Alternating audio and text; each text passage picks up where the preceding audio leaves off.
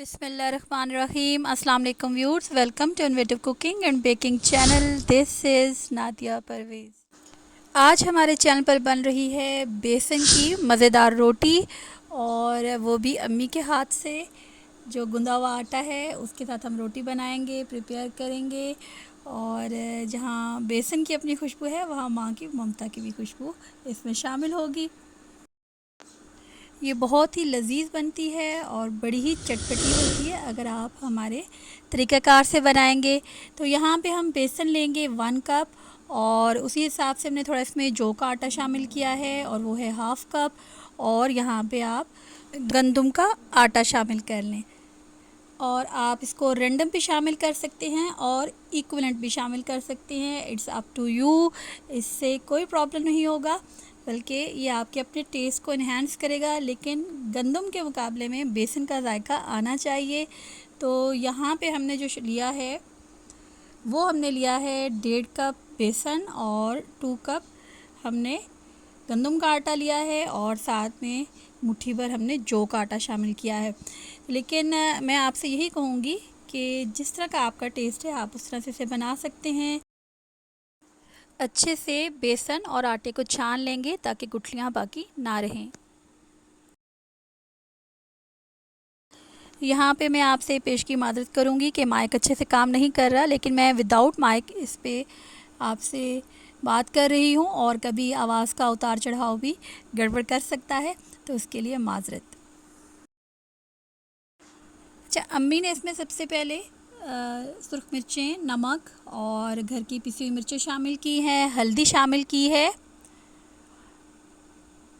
हल्दी नॉर्मल से ज़रा कम मिकदार में शामिल करेंगे ताकि हल्दी ही का टेस्ट ना हो। और ये घर की पिसी हुई दरदरी मिर्चें हैं, पिसी हुई सुर्ख मिर्चें, बहुत ही चटपटी और मज़ेदार सी हमारी ये बेसन की रोटियां बनती हैं। और ये स्पेशल इंग्रेडिएंट है जो अम्मी डालती हैं, वो है खुश्क मेथी। इसको लाजमी शामिल करें, और अजवाइन अम्मी अच्छे मिकदार में शामिल करती हैं, उसको तली पे मरोड़ के शामिल करें। खुश धनिया और सफ़ेद ज़ीरा। अजवाइन और जो खुश धनिया है ये मेरी अम्मी के स्पेशल इंग्रेडिएंट में है, और उसका बहुत अच्छा टेस्ट आता है।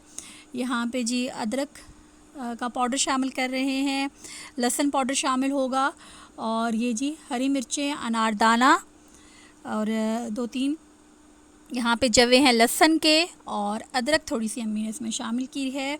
और बहुत ही चटपटी और मज़ेदार ये बेसन की रोटियाँ होती हैं, और साथ ही माँ की, ममता की खुशबू भी शामिल होती है जहाँ बेसन की खुशबू होती है।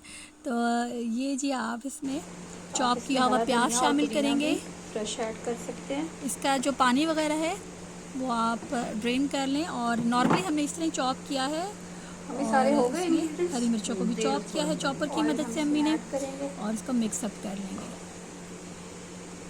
ये तो प्याज 2 बड़े वाले यहाँ पे हमने लिए थे, मिर्चें काफ़ी अच्छी मिकदार में थी, और ये ऑलमोस्ट 2-3 टेबल स्पून यहाँ पे ऑयल है। बस फिर पानी के साथ डो बना लेंगे। ओके जी। ऐड चिल वाटर शामिल करेंगे। It's summer. ठंडे पानी से इसकी डो बहुत अच्छी बनेगी। और बाकी जो आटा है गूंदने का है, उसमें भी अगर आप ठंडा पानी आजकल के मौसम के हिसाब से इस्तेमाल करें तो आटे में जल्दी खमीरा नहीं होता, खमीर पैदा नहीं होता, और इस तरह से आपका आटा भी अच्छे कलर में रहता है।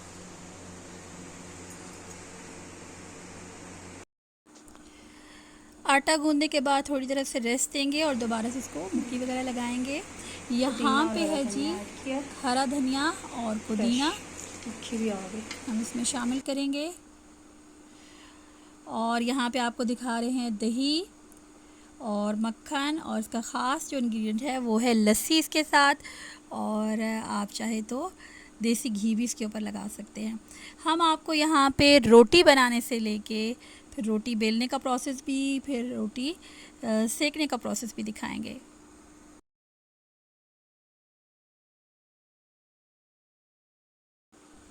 सॉफ्ट हैंड के साथ आपने रोटी बेलनी है, कम से कम 2 से 3 घंटे का रेस्ट दें तो बहुत अच्छे से जो है रोटी बनती है। मोस्टली इनको तंदूर पे बनाया जाता है। घर में आप इससे कैसे लुत्फ़अंदोज़ हो सकते हैं, अगर आप तंदूर की सहूलत से महरूम हैं या एकदम आप नहीं तंदूर पे इसको बनवा सकते, तो आप कैसे घर पे बना सकते हैं। मैं यहाँ पे नॉन स्टिक तवा ले रही हूँ और उसे ऑयल कर रही हूँ। ब्रश की मदद से आप उसे कर सकते हैं। आप कोई ऐसी साफ़ी या दस्तरखान रख सकते हैं जिसकी मदद से आप जो आपने ऑयल के लिए रखा हो आप उसको यूज़ कर सकते हैं। यहाँ पे जी हमने ये बेलन की मदद से हम इसको कैसे बेलेंगे और खुश्का थोड़ा लगाएंगे। अगर आप देखते हैं कि यहाँ पे नमी की मिक़दार ज़्यादा है, मैंने आफ्टर 15 मिनट इसको बनाना शुरू कर दिया था और इसे रेफ्रिजरेटर में रखा था, तो अगर आपको जल्दी हो तो आप इस तरह से कर सकते हैं। अगर आप देखें कि नमी की मिक़दार ज़्यादा है तो आप खुश्के की मिक़दार बढ़ा सकते हैं। अगर आप देखें कि ड्राई है तो आप यहाँ पे हाथों को ऑयल लगा सकते हैं। तो ये हैं बेलने के हवाले से कुछ टिप्स। तो सॉफ्ट हैंड के साथ कीजिएगा, बहुत तेज़ से आपने इसको नहीं बेलना और हल्के से आप हाथ से उठाएंगे, क्योंकि जब आटा बहुत फ्रेश होता है तो उसको बेलना थोड़ा सा डिफ़िकल्ट होता है। अगर बिल्कुल गोल रोटी नहीं बन भी रही तो आप इसको तवे पर जब फैलाएं तो साथ साथ हाथों के साथ इसे सेट भी कर सकते हैं।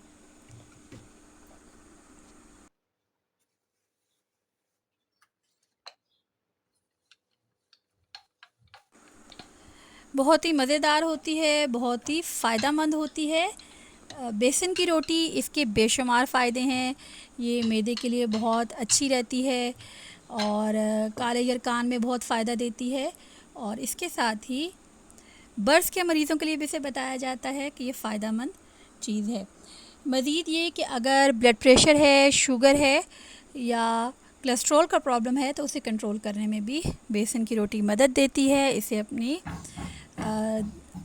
रोज़मर्रा की खुराक में लाजमी शामिल करें। एक तो ये हमारी एक रवायती डिश है, दूसरा इसके बेशुमार फ़ायदे हैं। इसी तरह खून की कमी को भी दूर करती है और वैसे भी बेसन जो है ये शुगर और ब्लड प्रेशर के मरीज़ों के लिए बहुत अच्छा रहता है। तो लाजमी आप इससे रेसिपीज़ बनाएं और उसे अपनी रोज़मर्रा की ज़िंदगी में शामिल करें। अच्छा, यहाँ पे मैंने रोटी जो है थोड़ी मोटी सी इसमें रखी है मिक़दार, और क्योंकि ये फ्रेश आटा था तो इस टिप को भी आप फॉलो करेंगे। और यहाँ पे स्पैचुला की मदद भी आप ले सकते हैं।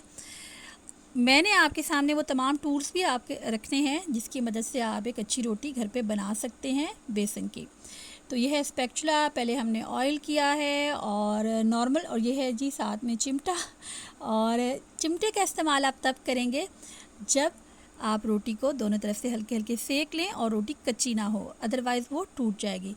ये है जी नॉर्मल दस्तरखान, और थोड़ा इसको आप बहुत बड़ा मत लें, छोटा सा आप लें और उससे रोटी को प्रेस करें। रोटी तवे पे डाल के भूल मत जाएं, अदरवाइज़ वो बहुत बड़े बड़े ब्लैक फूल बना देगी। उसको आप हाथों की मदद से प्रेस करते जाएं। ये देखिए, ऑयल लगाएंगे और ये नॉन स्टिक तवा है। नॉर्मल तवे का भी आप इस्तेमाल कर सकते हैं। हमारा जो नॉर्मल तवा है वो इसकी निस्बत न्यू था। और तवे को हमेशा धोते हुए ये ध्यान रखें कि आपने बहुत गरम तवे को नहीं धोना, अदरवाइज़ वो डी शेप हो जाता है और उसकी जो शेप है वो ठीक से नहीं रहती। तो इसलिए आपने तवे का थोड़ा सा कुनकुना सा हो तो तब आप उसे धोएं, तो वो ख़राब नहीं होता। तो ये रीज़न थी कि हम इसे नॉर्मल तवे पे आपको नहीं दिखा रहे। और दूसरा ये एज अ टिप भी है कि अगर आपने ये वाली रोटी बनानी है तो नॉन स्टिक तवे पे बनाएं, और थोड़ा जो रोटी मोटी हो जाती है वो नॉन स्टिक तवे पे ज़्यादा उसे अच्छे से क्या कहते हैं, छांटना चाहिए और फिर डालना चाहिए। वो क्या होती है, स्क्वीज़ हो जाती है। तो इस तरह से जी, उम्मीद है आपको हमारी ये आज की रेसिपी पसंद आई होगी और आप इसे लाजमी ट्राई करेंगे।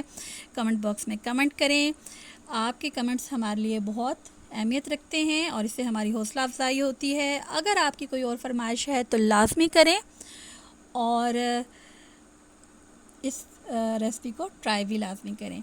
अम्मी के हाथों की स्पेशल गूंदे हुए आटे की रेसिपी है और बड़ी हिम्मत से अम्मी ने ये बनाई और बना रही थी, तो मैंने एकदम से कहा कि अम्मी आपकी वीडियो बनाते हैं। तो आपके सामने एक यादगार वीडियो है जो कि मेरे वालिदा के हाथों के गूंदे हुए आटे की है। तो लाजमी इसको ट्राई कीजिएगा, यकीनन आपको बहुत ही लुत्फ़ आएगा। मिलेंगे जल्द ही नेक्स्ट वीडियो में, तब तक अल्लाह निगहबान।